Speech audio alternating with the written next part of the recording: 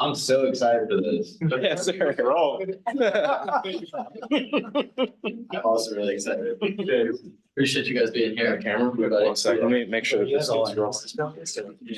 Are we all? If you're here, you're in Business Brilliance. Let's just say that. Perfect. And let's mute this.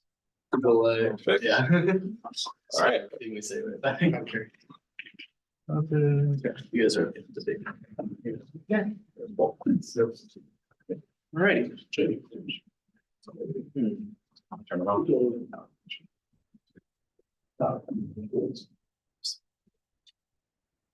And just so everybody knows, Ben has to leave at about 4:30, so we're gonna center a lot of the discussion around him for the first part and then kind of bring it back. I apologize. There was a miscommunication with my wife about childcare. Don't worry. It's a privilege to have you, truly. All right, so welcome everybody to the final and fifth event of Business Brilliance this year. This is going to be an event on innovation and creative thinking. And for those of you who do not know quite yet what Business Brilliance is, we are the world's first high-value student networking community to consistently promote interconnectivity and interactivity between driven and ambitious students at top schools around the world. And we are currently recognized across all 8 Ivy League schools, the top 20 institutions in America, and we've already expanded into the United Kingdom into schools like Oxford, Cambridge, London School of Economics, University of Warwick, University of York, and so on. And so with Business Brilliance, our overall goal is to revolutionize the global education system by not only bridging the gap between students' aspirations and actual success, but also bridging the gap between theoretical knowledge and practical application for students, right? And so this is an event on innovation and creative thinking, once again, with myself, the founder of Business Brilliance, Shane Gardner, the man himself, the vice president of Microsoft's Data and Artificial Intelligence, Mr. Craig Carnaroli, the senior executive vice president of the University of Pennsylvania, and my brother, Elijah Levine, the CEO of Black Mountain Investment Group. So welcome everybody to this event. And yeah, thank you all for coming. Awesome. Yeah. Appreciate everyone being here. Maybe we could just start off with some introductions from Ben and Craig. Sure. So thanks for having me. Again, apologies for having to leave early. My name is Ben Cheatham. As I mentioned, I'm currently the Vice President of Data and Artificial Intelligence in Microsoft. I'm one of them. There are many. I'm not the only one. Before that, I spent 20 years at McKinsey & Company. At McKinsey & Company, I led a bunch of different practices. I started their real estate construction and infrastructure practice. That's because my origins are actually in architecture. I was a DOE student here at Penn undergrad and then civil engineering. But later in life, I fell in love with aerospace and defense and started working with Mr. Bentley over there, who was one of my clients at the F-35 program at the DoD. And I was also one of the founders of McKinsey Analytics, which was a precursor to digital McKinsey. In that role, I helped to shepherd the integration of Quantum Black, which was an acquisition we made in AI in London out of the Formula One racetrack world. And I led Quantum Black in North America for a number of years before leaving and joining Microsoft. Thank you for having me. So we'll be sure the people from development are here to see Ben at the end of his talk. So those are the people who raise money. So I am Craig Carnaroli. I am the Senior Executive Vice President here at Penn. I've been at Penn for 23 years, but my job entails really overseeing the business affairs of the university. So that ranges from everything from finance to housing to real estate to safety and everything in between. Prior to that, I worked in Wall Street for both a company called First Boston and Merrill Lynch, where I did public finance, which is basically raising capital for nonprofits and governments for either infrastructure or facilities. And so in my whole career working with nonprofit organizations. It's amazing. Yeah, really privileged to have you guys. Thank you again for being here. My name is Elijah Levine. I grew up in Park City, Utah, and have been an entrepreneur most of my life. Starting out with things like golf ball and lemonade stand when I was 8 years old, and kind of working my way up to starting a tutoring business in high school that transitioned into a consulting business in college. Our first client was Sotheby's, and shortly after that was my sophomore year when COVID happened and kind of turned everyone's world upside down. So rather than being in one of the big cities, I moved back to Utah to be with my family and got a really sweet gig in private equity. working directly under the CEO at about a $50 billion AUM firm. And also moved into an incubator house at that time with a bunch of other young, like-minded and successful entrepreneurs. So it was just a really amazing environment. Got my hands dirty with about 7 startups in less than a year, including 2 with my good friend Josh over there. Learned so much so fast and really just like kind of got thrown into the deep end of running a business, learning all the ins and outs of doing so, meeting people in the industry and failing fast. And during my time at Bridge, which is the company I worked at, I was obviously very impressed by everything they did, but I was also very astonished at how even the top pensions and endowments and sovereigns of the world were using such outdated technology in this modern world. And so that was really the inspiration to create Black Mountain Investment Group with one of the other gentlemen at the incubator house who was one of the original Ethereum developers and very early investor in Ethereum and Bitcoin and other cryptos. And so we collaborated to create Black Mountain Investment Group, which is what we like to consider a tech-enabled asset manager alongside an innovative emerging technology hedge fund. Totally. And so as you guys can see here with this panel, we do have some heavy hitters. And for heavy hitters, we need to be asking some heavy hitting questions, right? And the first thing I would like to know from each of you guys, just going down the line, is how would you define innovation or creativity? And how do you see the definition of those things change? Oh, like in our evolving society with, new things like AI and this whole new world that we are just about to enter.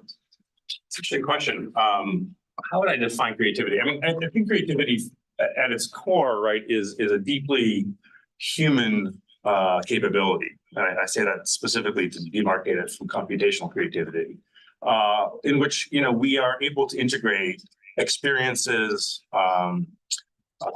knowledge, insights, and generate new ideas from the integration of those. And I think there's something uniquely human about that. I think although we are seeing tremendous progress in the field of AI, and although it looks like it's generating new ideas, the AI systems don't know what ideas they're generating. They don't understand the concepts that they are ingesting, right? The Gen AI at its heart, the foundational language models, are just predicting the next number in a series of numbers. And it's really important to remember that.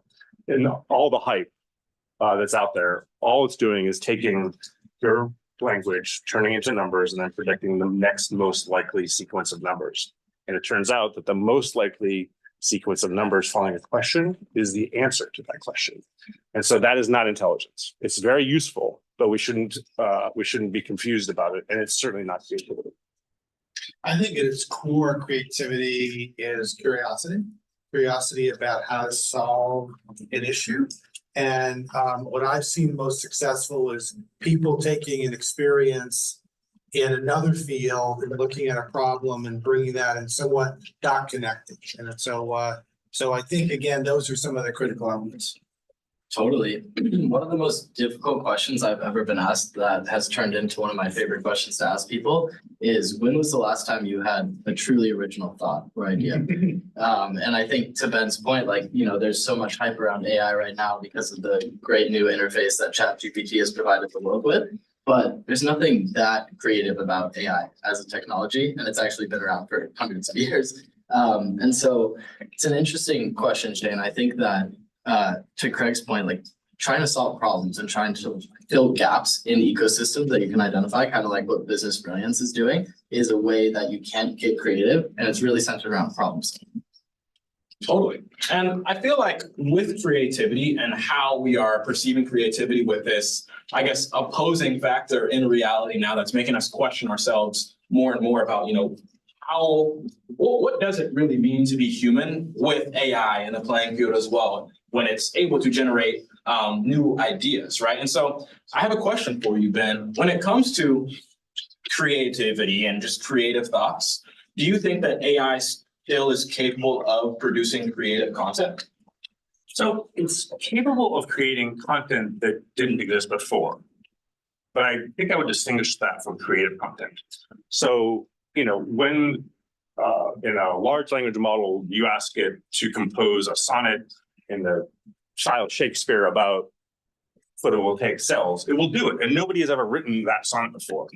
But was it a creative Oh, no, it was doing exactly what I just said, which is going through all of the words that are in the internet, using these essentially filters to determine what the most probable set of words that fit these criteria are, and then spitting that out. So it's new, therefore, I guess you could say it's a creation, but it's not fundamentally creative in the sense that it's not taking different concepts and consciously reorganizing them and coming up with something.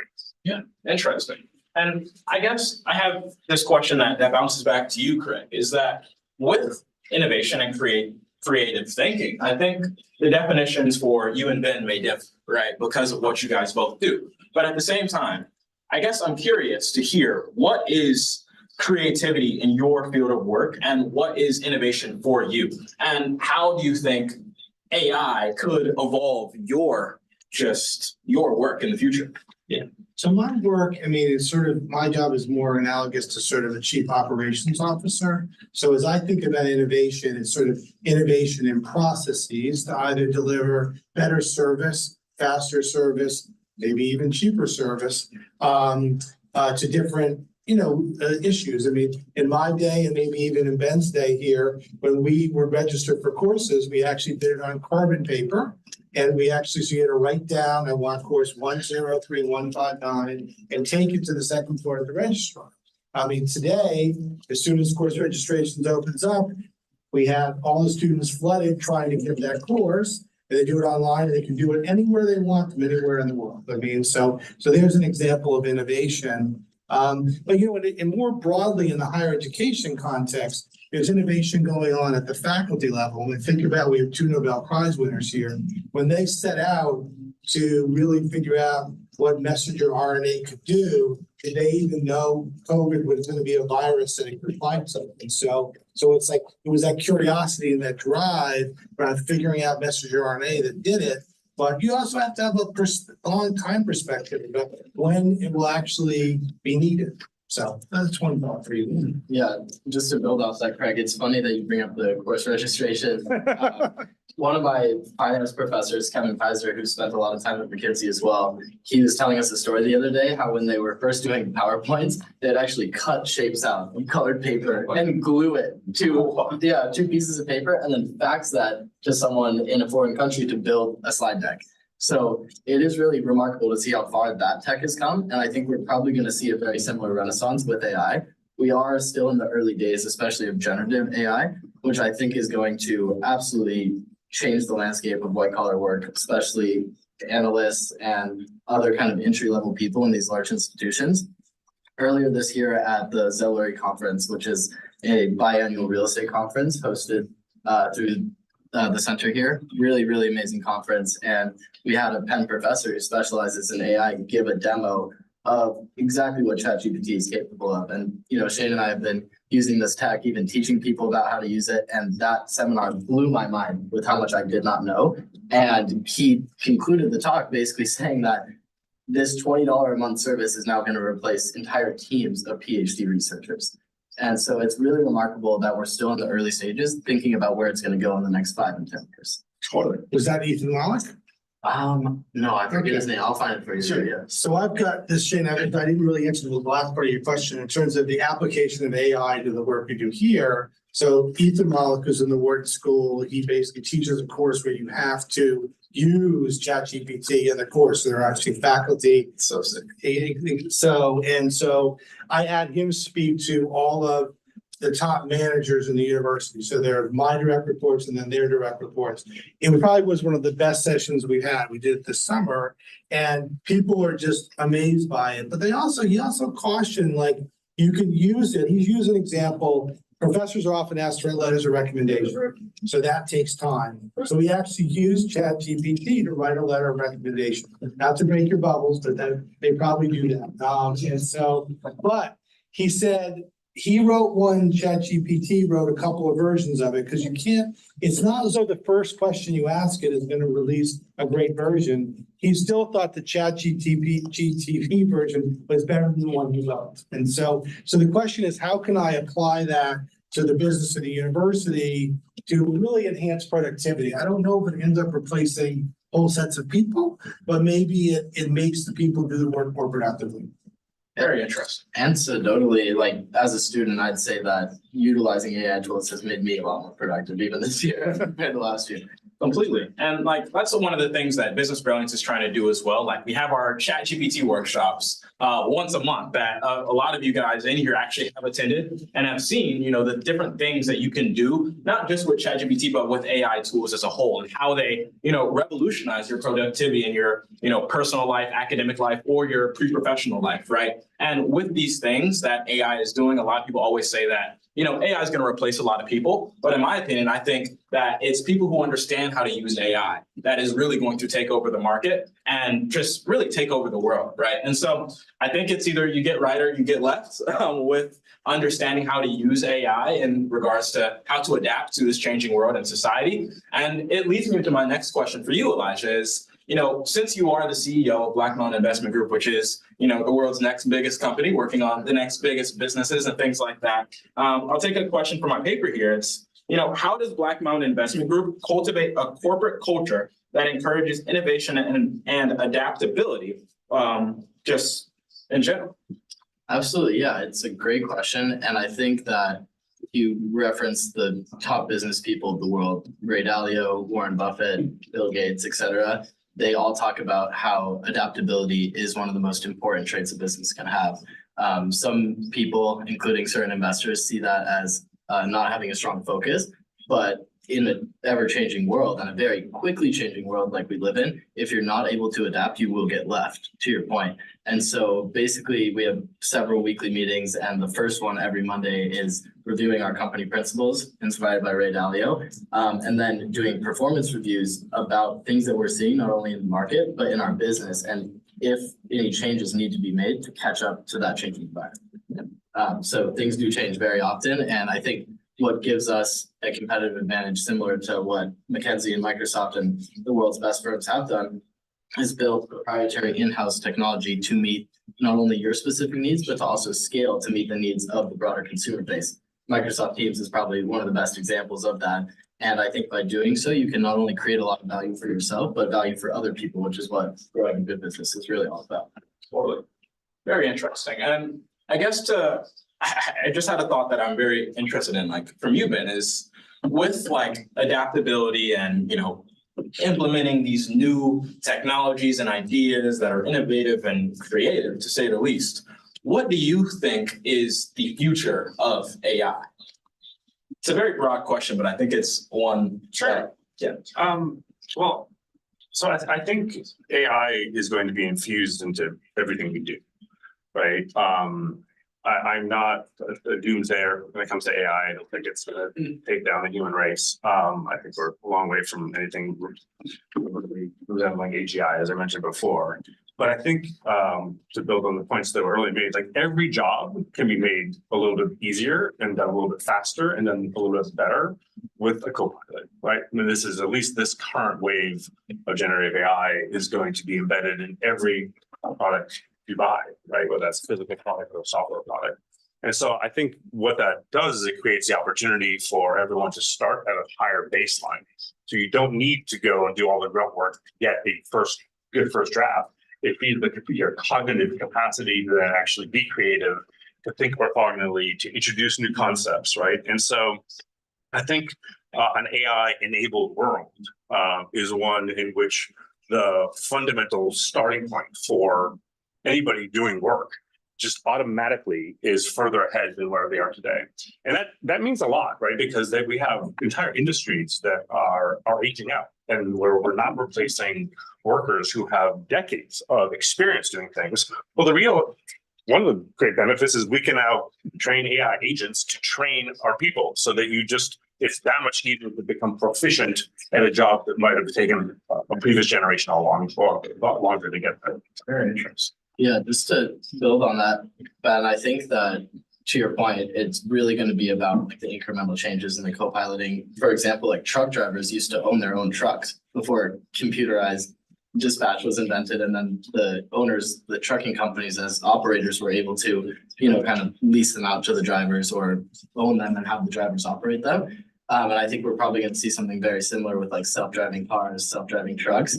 But I have a question for you about your time at McKinsey and building these systems, if you're okay to share, how you saw that tech and what you saw the opportunity as when you first started creating these things, pioneering this initiative, and then how you kind of built that vision into fruition. Sure. I mean, so we started hiring data scientists into our innovation hub in Waltham around 2010. So that was roughly when McKinsey started experimenting with data science, which in my view is AI. I mean, we can get technical about data science, ML, AI, but let's just say, we had people who had deep mathematical backgrounds and who knew how to program building complex systems, right? And the first iterations of that, they were sophisticated, but they were rickety, right? It was a very manual process. Like you really had to understand the statistical methods because there were no Python libraries available, right? Everything was being written in R, right? So it was very much like a sandbox environment. And we spent a lot of time building things that couldn't scale because they weren't built they weren't engineered. They were kind of like these sort of very esoteric and unique solutions to very specific problems, and often much better than the alternative because the rest of the company was using Excel and thought that was like kind of the end game for math. And I was like, no, there are definitely problems in the world that require functionality that goes beyond Excel.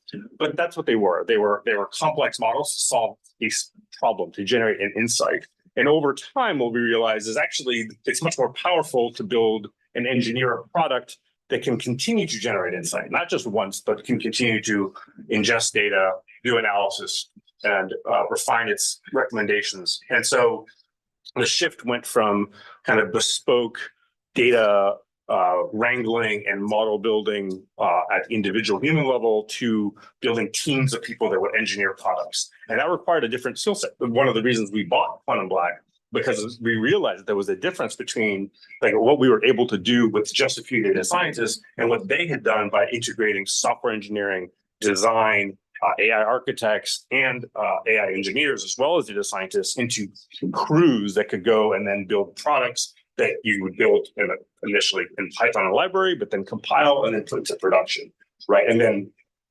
have a technical catcher who could maintain and manage that model over its lifetime. So we've gone from bespoke models to what I would call custom software. And what I do today at Microsoft is build custom software applications for Microsoft customers. Quick follow-up to that. I think the best minds in data science, like yourself, realize that a lot of creating good AI is having really high quality data. And so I'd be curious if you could talk a little bit about McKinsey and Microsoft data and how it's been organized to either benefit them in creating new AIs and systems that people can use. Yeah, I left McKinsey a year and a half ago, so I don't know exactly what they've done, but they've certainly been public about the fact that they built some sort of generative AI solution to enable their analysts to retrieve information more rapidly and to generate first drafts of proposals and content. And I think that's great. I think one of the reasons McKinsey was able to move quickly was because they have a long track record, and I was there for 20 years, of investing in knowledge management. So the underlying repository of information, the documentation, in terms of knowing which projects have been completed, in terms of knowing who the experts were in a specific field, has been well organized and well orchestrated for a long time. So it becomes a reasonably simple task to overlay an LLM on top of that to create a natural language interface to allow you to then go and retrieve that information and bring it together in a RAG pattern, right? And generate new content quickly. If you don't do that, it's really hard. Like it's really easy to make a POC with an LLM if you're using 50 pages of data. When you then say, I want to now scale it across 17 databases and terabytes of data, it breaks down. Because if your data stays not in order, the LLM is not going to be able to work appropriately. The search function behind the LLM, the orchestrator won't work as well. So a lot of the work I'm doing today with customers is like, slow down a minute. Like I know this looks exciting and it's really cool that you can generate a POC, but if you want to generate sustained business impact and value, you need to get your data state in order first. So do that, and then we'll do the AI after that. Totally.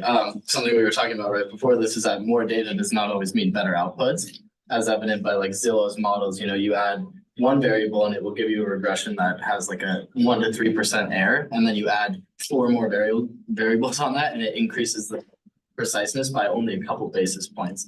And so final follow-up for you, that I also asked the gentleman who gave the AI talk. And he kind of dodged the question purposely, I think, because it's a challenging one. But Sam Altman himself has come out and said that what the public is interfacing with is really only 5 to 10% of what they've created, and what, yeah, it's like child's play basically. And so I'm curious what you think that remaining percentage is, and if you, first of all, if you think that's true, and secondly, what you think that is and what it potentially is capable of. So I have no idea because Sam Altman and OpenAI do not disclose much to anybody, even though Microsoft's the largest investor in OpenAI. We're not privy to a lot of their own intellectual property and are not always aware, at least I personally am not always aware of exactly where they are.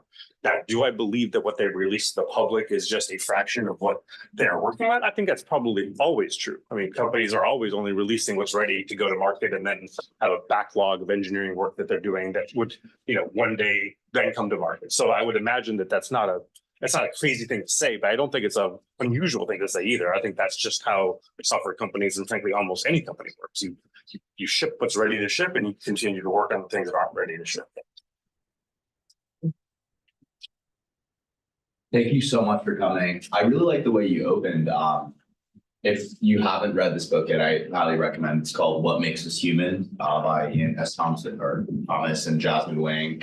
Also co-written by ChatGPT. It's a really good book. It's kind of in poem prose, but if your child is of reading age, I think that it's a great read for them, and just generally, it's a good way to kind of set the tone for what we're doing here, which is bridging people across different educational disciplines and technology and finance. My question is, I know you answered that you're not privy to everything, but I think as we're kind of dealing with a lot of the dialogue around what's happening with Q-Star right now, the Gobi model, and generally kind of this iceberg of AI, my question is not about something it's not a hard loop. I'm not throwing you for a loop here. I'm really curious. I want to have a daughter one day. I think a lot of conversation around long-termism and X risk requires us to think about what it means for us to be self-preservational while also making money and living.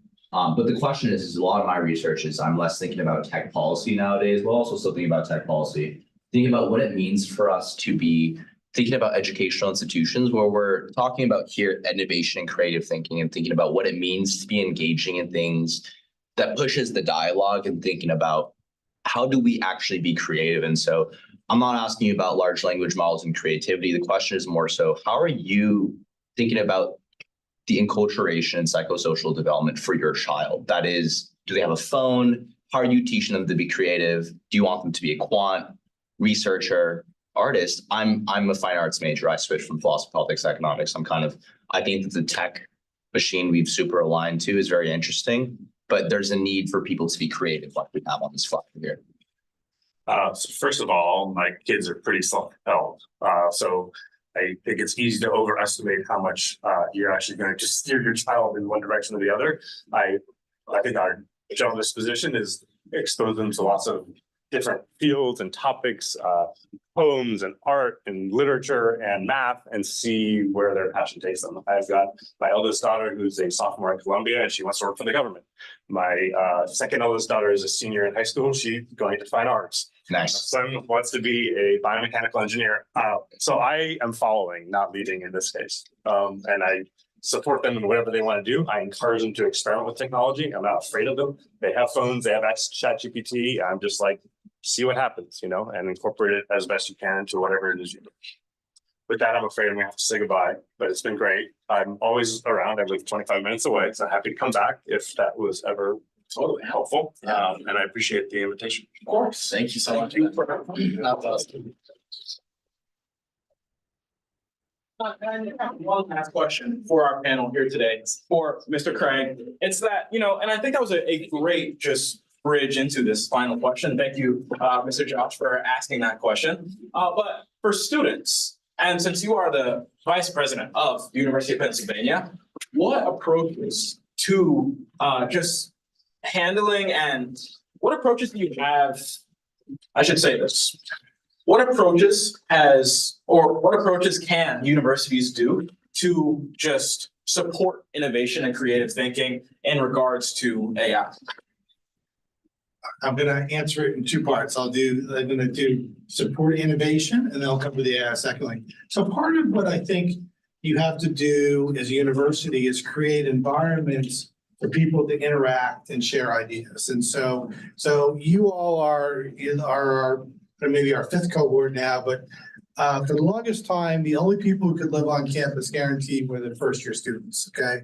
And so we had sort of this exodus of second year students, let's call it 80%. And then we basically built additional housing so that we now require all first and second years. And that's partly to create a more common experience, but also so different people interact. So basically your interaction here is that I went to high school with this group of people, those are the people I'm gonna live off campus with. And so you miss out on 2,300 other people that you didn't get to know just because you didn't have that opportunity. So things like Tang and Hall are built at Fortis and Sansom to basically encourage creativity and entrepreneurship.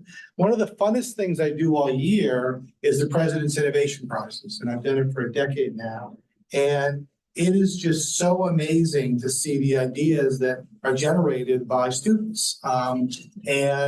Just this week, I reconnected with two Wharton undergrads who actually didn't win the prize. They had actually an idea for a crypto platform that we didn't select or recommend, but they loved entrepreneurship. They had a real passion for it. So they moved to New York and they got involved with Y Combinator, and they had another idea and it didn't work.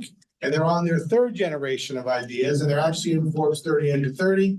This is Fernando Rojo and Jeremy Berman. Go look them up. They have a really cool idea of how to connect music groups to college campuses in booking, so that, you know, when sort of up and coming artists, as I see people now on their phones looking, yeah, there's another wonderful group of young women who had this idea that microplastics in the ocean is an existential problem to the water supply. And so they had an idea, sort of an equivalent to a dryer ball, how you collect lint, of how something in your washer could collect the microplastics that come off your clothes, right? They're also in Forbes 30 under 30. So my point being is that there's a lot of like interesting people here that you have to be open to connecting with and getting out of. Like you're deciding, you know, PP&E is interesting, but I'll do fine arts. I think fine arts is going to be like a great foundation for something you do in technology, okay? Yep. Just because of the design aspects of it, you know? And so in terms of AI, my advice to you would be not so much around innovation, but just it's something you've got to learn while you're here and take advantage of it, because there's two basic problems I see with the state of sort of the American economy. One, there aren't enough workers. Okay, so there's 10 million jobs and 5,000 people available. Okay, whether it's through immigration policy or people retiring. So companies need like smarter, faster, better workers. Okay, and so these are tools that can do it. The second thing is that given the policy for the last 30 years, where we've really allowed so much consolidation, and we have a lot of what you call oligopolies. So you've got these big organizations that really don't function that well, okay? And so, I mean, think about it. If you have to deal, I'm being recorded to be with a large cable company that may begin with a V or a C, okay? You could be on the phone for days, okay? And yet, will tools like this ultimately make these large organizations more effective? And so, in your knowledge of these tools can basically help you, whether you pursue an entrepreneurial career or a more traditional management career. Craig, speaking of management and operations, how have you seen technology improve the operations in your role since you had? Sure. So essentially, in a university, we basically do enterprise system. And so that is our financial system, our HR payroll system, and the student record registration system. And so what impacts is you. We recently went through a major overhaul of a system from the 80s to a much more modern system called Pennant.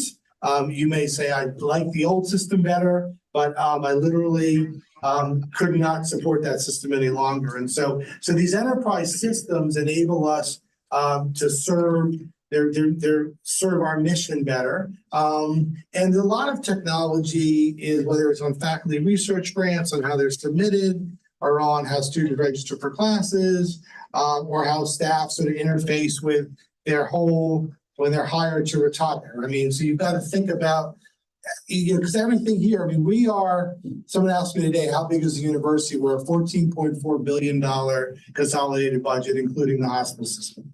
And so if I were to take Penn and insert it on the list of Fortune 500 companies, it comes up around 273, okay? So it's a big, so we do things at scale, and therefore I can't be doing it with more clerks, okay? I have to be doing it in a way like you all were nodding when I said you can register at 2 a.m. from Singapore for classes. I have to be able to have staff being able to get answers to problems without having to make a phone call. So those are probably some of the ways. Yeah, super interesting. And I've been blown away by Penn's entrepreneurial resources here, including Tinget Hall.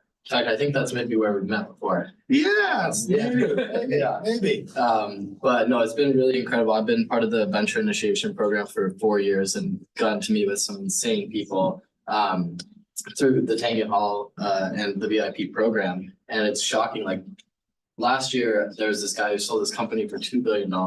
Wow. Yeah, it was like I need his name too. yeah, I was actually just messaging him on LinkedIn. Okay, we'll definitely get in touch with me. Yeah, he's a good guy for sure.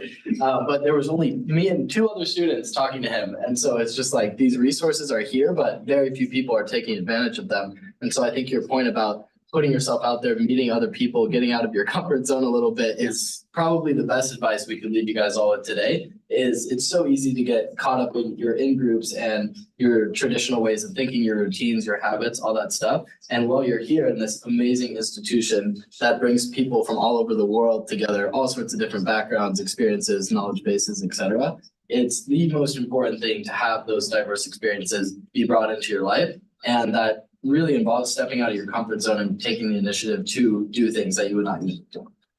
Yeah, 15 years ago, I was on an accreditation group at Harvard.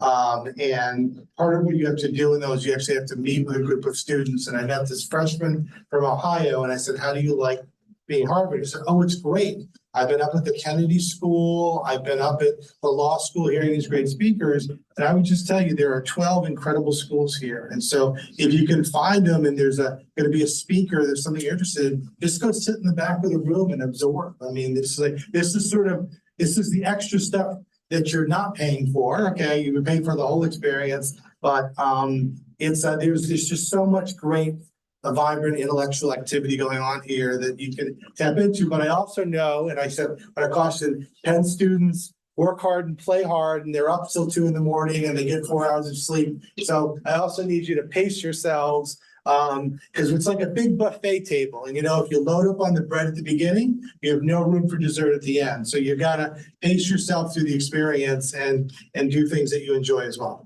Yeah, totally. And I think like the last thing to just pretty much end off this panel discussion is, what it means to be business brilliant ties into exactly what you guys were saying. And what it means to be business brilliant means to be consistently proactive, sociable, and resilient, right? And with these 3 things all together, all at once, you are essentially destined for success and a path to create that life that you envision for yourself, right? If you are proactive and you can create the life that you envision for yourself in front of you and go out and seize opportunities, if you're resilient enough to not take no for an answer and understand that it is important to fail in order to succeed, right? And then lastly, if you're sociable and if you can get yourself out there and talk, and you don't even need to be an extrovert to be sociable. It's just a matter of understanding the opportunities that lie within talking to somebody else and finding out, who is this person and what they're about.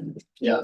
I just want to make one prediction as we end off here. Could be totally wrong, but I am mostly making this prediction to get Craig's reaction and just see what you think. Yeah. But it kind of ties into another question about like what you see as the future of AI in education. But more specifically, I think the question I asked Ben about like what's not being revealed to us yet or purposely held back from corporate and consumer life is the integration of AI into robotics. And I think that the combination of those two is both, it has so much potential, but it's also fairly risky and could be potentially scary in society. And so I'm curious, Craig, both about AI in education, but also AI in robotics and how you see that transforming things like restaurants and schools and transportation systems and all the, yeah, exactly. AI construction. Basically all the infrastructure that we use on a day-to-day basis. Because to me, the combination of those two things is gonna be what really propels this like new world that we're entering that's very tech-enabled and is allowing for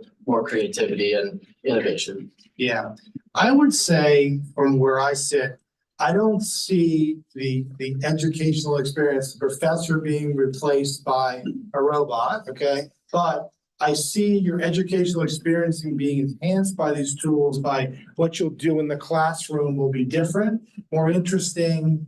And like the operations of the university probably have more potential for what you're talking about. Just think about it, if I can't attract people to clean buildings or to prepare meals, and there's ways to do that better through technology. Is it more that level of service jobs that could be done that way? But that's tricky for an institution like Penn, with the largest private employer in Philadelphia. What's the impact to the workforce? So that's why, we don't have a big margin, so we are more followers than leaders when it comes to technology adoption, because others have to sort of break their teeth on the early phases of the curve, and we can get it when it's sort of more accepted. Interesting. The last question that's very different. I would like to, Oh, yeah, go ahead. real quick.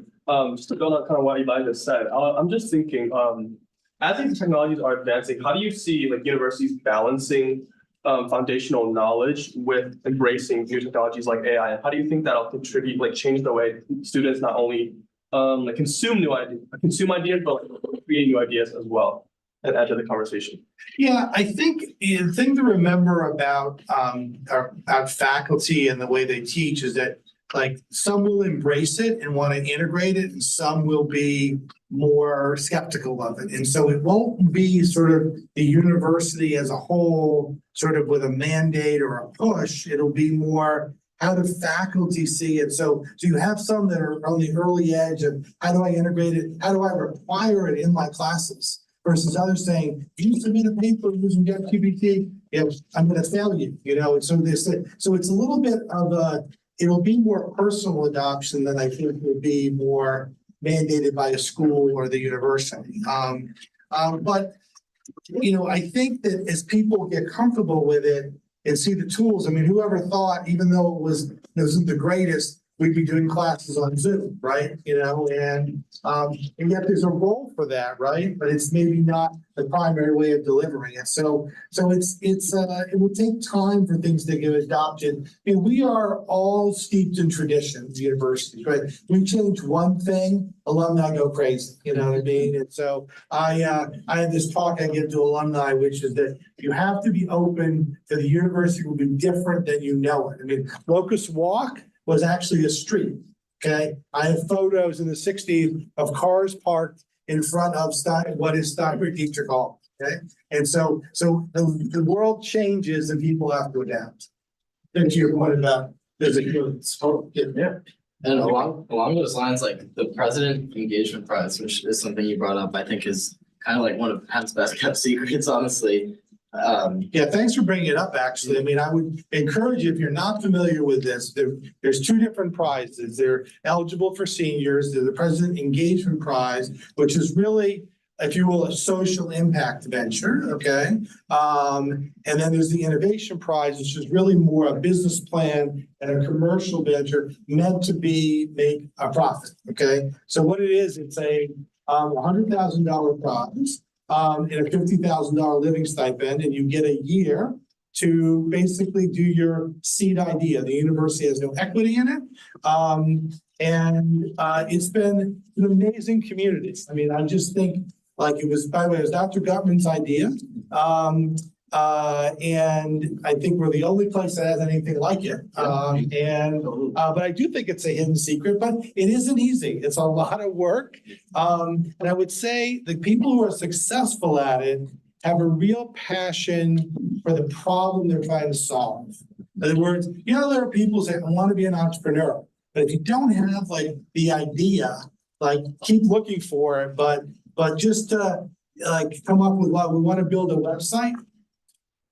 no barriers to entry there. I mean, you know what I mean? So but like these young women who were, by the way, in the engineering school, who actually came with a prototype of the ball that was gonna catch the microplastics, that gets like, wow, that's something different and innovative. And, but we've actually added a third piece to your point about existential crises, which is that what planet will we have? Okay, there's actually a special prize for an idea that really promotes sustainability, you know, and climate addressing. So that's a new thing we added late in the cycle. But I would encourage. What's that? Will there be one for art, or am I applying for engagement? You're applying for engagement. Yeah, Cool. yeah, Craig, could you also talk about Canovation, which I think is another hugely kept secret yeah. and one of the most impressive developments I've seen as an entrepreneur in the Philadelphia area for sure. Yeah, so if you're not familiar, back out of the financial crisis in 2008, 2009, there's a 23-acre parcel on the other side of the river as you head out to the airport called Canovation Works. It was a former DuPont paint manufacturing site that we have taken the 250,000 square feet of buildings and we've really turned it into an innovation hub. And so there's a center, which is really more of an incubator, but there are also lab spaces there. So it's meant to help faculty and graduate students. It isn't so much that attractive to undergraduates, although the Innovation Prize winners get space there. In fact, one of the groups, amazing group that just has a round with Mark Cuban, is called Strela.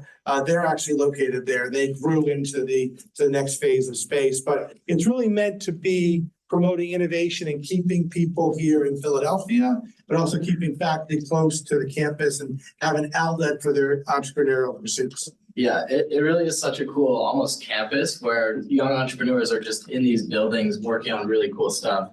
I've spent some time there and there's like a robot dog out in the yard that you can see. And I know a couple of the previous engagement prize winners, and you know, one group of young women created a beanie for young babies that blocks out loud noises in the hospital. One of my really good friends created a lamp that attaches to nurses' coats that allows them to see better in this in the hospital at night. And so to Craig's point, like in the spirit of innovation and creativity, being aware of current problems that are facing your industry or something you're passionate about is the best way to spark that entrepreneurial spirit, because there's so many parts of our world that are just simply inefficient and outdated. And if you can find those things, whether it's in healthcare or science or business, finance, accounting, you name it, there's literally like a world that was built without computers that we're stepping into now, that's been digitalized in a really meaningful way.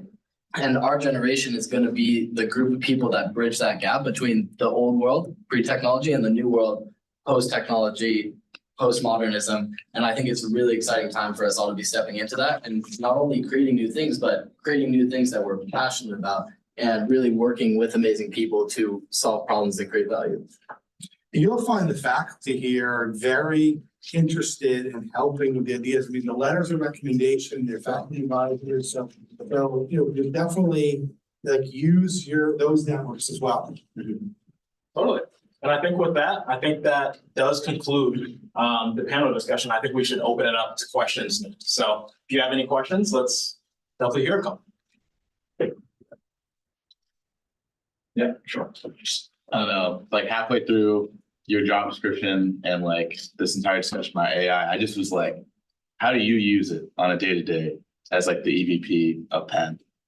Yeah, I have to admit, I don't, okay? But the people who report to me do, you know? So Okay. for example, I was talking to the VP of HR who said, you know, I wanted to try it, so I tried doing a draft offer letter, okay, and sort of see what came back to me. So I think we sort of whet the appetite on the administrative side, but there's and I think some of the people in our IT group will use it. So, but I have to admit, I'm a total novice. I mean, I've attended Ethan's class, and I know I need to do my 10 hours, but I've been dealing with a few other things lately. So, yeah.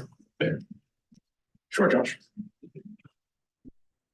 So for Padea Fellowship, recently I was able to moderate a panel with Dean James, and I posed a question kind of thinking about arts education, which is of course in my research, and the role of creativity and fostering better ESG outcomes. For you, I think that your problem is a little different in how we administer education over the next 10, 20 years. I'm thinking about Penn 2030 right now and the way you're planning on helping steer the ship so that we have students properly taught how to change the world and create a world where we want to live and not die.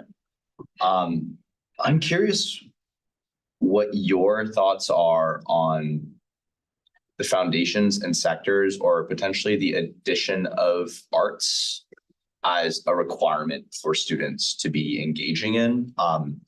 I look at a lot of my engineer friends and just generally friends at this school who are hate their lives, and I wish they would have 2 to 3 hours to touch some clay or do something that makes them not want to die. For me, I'm very deliberately not going to work in tech, finance, whatever, because I want my performance art to be telling people, if I can't do it, what does a world where people are engaging in their intellectual labor, what does that look like in a world where increasingly you have to be that much more a genius to extract value? Vitalik Buterin said that the low-hanging fruits of the internet are being eaten every single day. And that will continue to happen over the next 2-3 years. Everyone here in this room is still here because my friends in Silicon Valley are eating that fruit right now. It's going to get harder and harder, and AI will get better and better. But I'm curious, there's a balance between pushing students so that they understand how to navigate eustress, the sort of mental tools that they'll need to navigate the outside world better. But there's also the role that the university must play in shaping students to become creative. And I think that that's one of the things I really hope that is being considered for Penn 2030. Basically, foundation sectors, art classes. Can we get another $10 billion to build another art building? Well, at the moment, we're trying to get a performing arts building built. But you raise an interesting question. I mean, at one point, I overheard a trustee say, why do we require foreign language? Shouldn't we require everyone to take a coding class? Okay, should we adapt there? And so, of course, the humanities people would be up in arms, like, what do you mean we're getting rid of the Romance languages, right? And so the challenge with requirements, I just have to say what I've learned of my 23 years is that a lot of it's driven by these accreditation bodies. And so to get the degree, you need to have so many hours in a classroom doing these set. And so everyone wants to add. And then, of course, we have this obligation to get people through, okay, in 4, maybe it's a little bit more years, and people get upset with us if it takes longer because it costs more, and then there may be additional debt that people have to take on because we're beyond the 8 semesters. And so there's a lot of friction in the system by just requirements. So part of it is, like, if you, with your fine arts degree, go out and do something really cool and you tell your story that people want to emulate you, it's sort of like that, like you can inspire other people, okay? But I think the requirement side of it is really hard unless there's more of a groundswell, I'd say, from the faculty around this is what's needed in this curriculum. And I will just say, every dean that has gone through a curriculum review, it ends up like killing them in the faculty. I mean, just because it takes 3 years and you're nodding your head and it's everyone's got the thing they want to add. And then when you add it all up, all of a sudden we've now created stress on students, okay? And now I'm dealing with the other side of that. So it's just, there's a lot of friction in the system, but it's a little bit around showing the benefit, like, of what your experience is. And I'm working on it. yeah, okay, I'm good. working on it. Maybe you can donate the art building. I'm working on it. Well, we are doing the Stuart Weitzman Hall, but it's more for the for the studios, for the Graduate School of Fine Arts students. So We only get studios as seniors, and we are not a top 10 ranking undergrad arts program. And after I'm done here, I want that to change. good. Yeah. I'm going to give you your name too. Jerry? Yeah. Hi, Craig. Thank you again for taking the time. And it was interesting when I was like hearing how it was a nice like balance between like the for-profit like businesses and the missions of like nonprofits to like be balanced in the age of AI, and especially seeing like what recently unfolded with like OpenAI and the like role of governance that like nonprofits have to like maintaining their like mission, but also like being careful about like newly like emerging technologies and how that aligns with their mission? Like, what have been some challenges and ways that you've seen just in the nonprofit like sector of taking things responsibly, but also pushing also the rate of innovation at a good pace? No, it's a great question. And it's just that like people will say, at a pharmaceutical company, and I'll say, well, have you looked at the margins of pharmaceutical companies? They can hire people, they can pay at a certain level. And we don't run the university to make a margin. If anything, what we try to do is endow things so they can go on in perpetuity. And I know it's hard to believe, but Penn is actually under endowed for an institution its size. By that I mean the percent of that our budget is supported from endowment is relatively low compared to our peers. So that's why building the endowment has sort of been a critical strategic priority for the university. But I think that the challenge we have is that we have to be more strategic in the priorities we pick. So I often say to people, we can do everything we want to do, we just can't do it all at once. Okay. And so in the middle of us doing the student system, people said we must do payroll HR, I said, I don't have the people. And so it created some strain. And so I think in a nonprofit, you just have to be more strategic about priorities because the resources aren't as great. And the risks are high. Like, there's a person in my position who's no longer there because these things are expensive to do. They run over budget.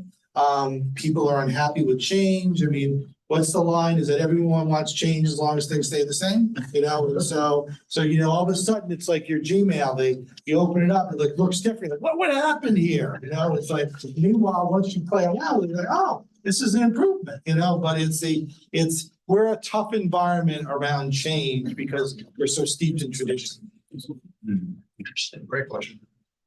Yeah, Eddie. Hi, I'm Eddie from engineering. I'm a master in data science. Elijah, I have a question for you. You just mentioned that our generation is at a crossroad of a predigital area and the age of artificial intelligence. So in this context, as a CEO of an enterprise, how do you discern the real market demand from what we perceive demand? Because we can have many skills and tools for us to build things, but how can we know the market really needs it? What a wonderful question. And it's something I've seen change dramatically, even in the last 5 years. Like when I first started my consulting business, we did CRMs basically for like realtors and other individuals. And at the time we were kind of pioneering that. And now there's so many people that will go out and do that and have found that arbitrage. And so I think you'll quickly find out where there is opportunity and demand for different services, different providing a value. However, once you figure that out, you have to be aware that there's probably a lot of other people figuring that out as well. And that goes back to what we were saying about adaptability at the beginning, where if you're not able to adapt, then you'll be trying to place a puzzle piece, but there's a whole new puzzle now. And so I think broadly, and some examples of that are no code platforms and even AI, but also just better tech consultants, cheaper labor. You're seeing a trend of people exporting their tech to India and Brazil and other places like that, which has really driven the competition down in a way where there's so many people out there that you don't necessarily need to be as strong of a player to win business, but there's less business to win. And so I think looking forward, the crossroads we're at is really an exciting opportunity. And one thing Shane said earlier that I think is so spot on is the differentiation between the people that capture this value creation that is certainly going to happen are those that know and understand AI really well and are able to capitalize on all the opportunities that are going to come with that.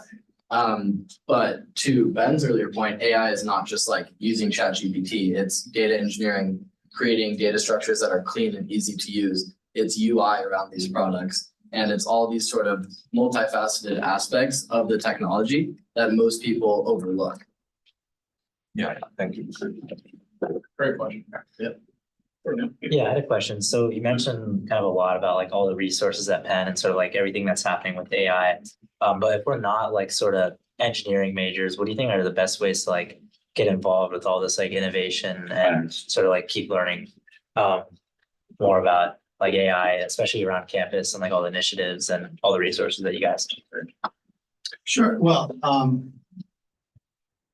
think that, I guess a couple of things. Yeah, there's so many different entrepreneurship things that go on this campus. I mean, whether it's in Wharton or in engineering. And so I think it's finding that kind of network.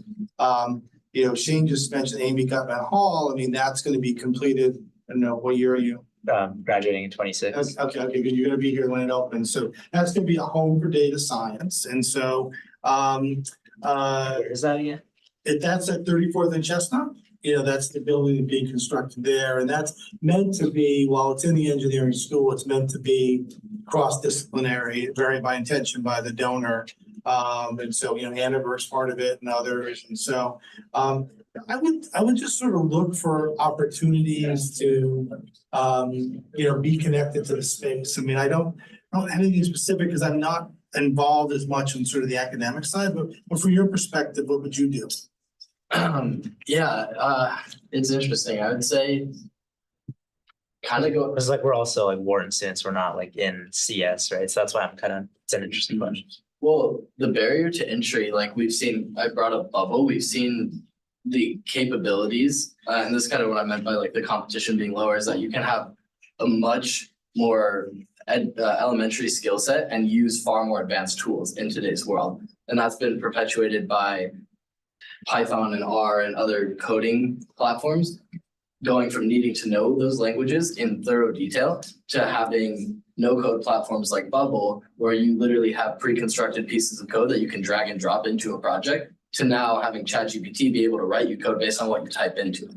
Right. And so I think the barriers to entry are lower than ever for a non-engineer to do engineering, as ironic as that sounds. And the real value that you can provide is going to be in the creativity that you can think of creating this stuff, which is awesome. And that goes back to like discovering pain points in people's lives, and that can be your lives or people around you. And so I think like the best skill to have is literally just paying attention, being an active observer of your environment. So a quick follow-up is, what do you think are the best areas to keep surrounding yourself around creativity around campus, other than finance?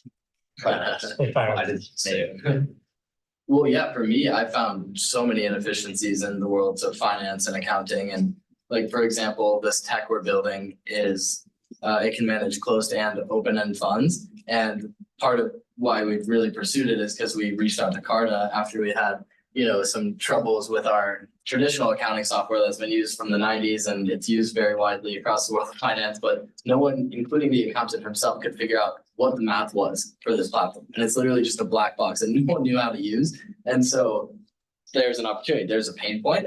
And that was furthered by talking to Carta, and they're saying, oh, we can support closed-end funds, but not open-end funds. We're like, you're Carta, you're like a multi-billion-dollar company with tons of customers, and you can't do open-end funds. And like along those lines, we talked to the people that sold their open-end fund tech to the London Stock Exchange, and they said the same thing. They were like, oh, we realized that no one knows how to calculate open-end funds, which is basically like what all public markets are. And so that was like an example in finance, but you can find examples anywhere. Like we talked about the engagement prize being in medicine and environmentalism. So it's just like such a blue ocean for creativity right now. And I think that's why like stuff like this panel and innovation and Tangen Hall and all of Penn's initiatives are so important, because a lot of the system as we know it today perpetuates repetition of knowledge and not any original or creative thinking. And that's something that you need to like find within yourself by not to say don't follow the rules, but not just like mindlessly following the rules, right? Like not just going through the motions, but having like some active participation in your day-to-day. I would say, when I have a question like one you asked, sometimes I'll go to the Penn website and I'll just type in what I'm looking for. And it's amazing kind of what pops up, okay? And so there's so I think, whether you go into a course catalog, you type in like, maybe there's a course here called at Stanford Business School where I went, well, the popular course, or other than touchy-feely, which is a whole other topic, was called Creativity in Business, where literally people went around with coloring books and crayons, and it was extremely popular. But my point is, whether it's courses, whether it's faculty, whether it's people, just try to figure out like some avenues, because it's out here. It just isn't organized. I mean, we are very decentralized, I would say it's a little bit too of having the courage to find your own path. And by that, I mean, when I was graduating from Penn in 1985, everybody wanted to work on Wall Street. They wanted to work at Solomon Brothers or First Boston because interest rates were 9%. But everyone wanted to do fixed income, believe it or not. And so, and of course, people wanted to have it. So, there was a guy in my class who went to work at Microsoft. I remember sitting there going, why would anyone go work at Microsoft? Well, today he's retired and I'm still working, okay? So my only point was he followed his own path, okay? And it's like with these tools, I think you want to get enough exposure and know enough about them, but you don't want to go all in like, I'm an AI specialist, okay? Yeah, yeah. Because you don't know if this is the next great thing, but it's definitely gonna be, I think it's more than just a hype. It's like, so you want some diversification, if you will, of skills. I mean, of like, there's some core skills you have, there's some creative skills you have, there's some technology skills. Right. So that you can adapt your career to where you want to be, but it's that courage to do something different, you That most know? people don't do. Yeah, exactly.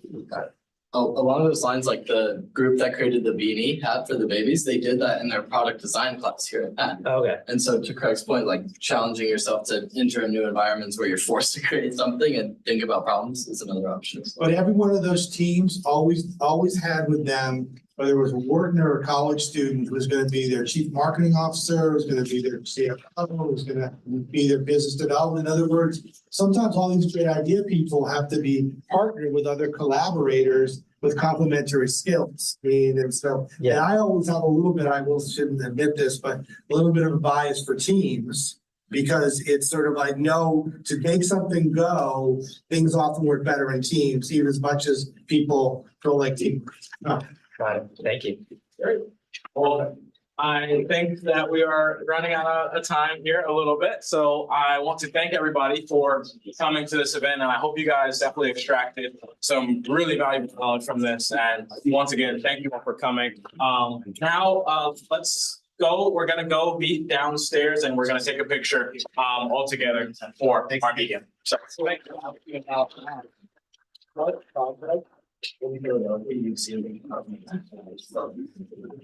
We're gonna go to like the ground floor, on just like the main steps.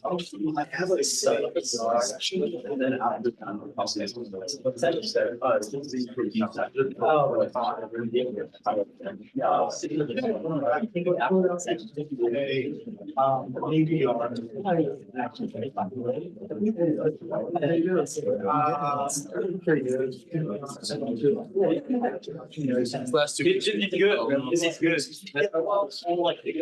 Hey, Jerry, how are you, man? Good to look you doing. Yeah, dude. It's good. Nice. It'll be like so months or so. Yeah.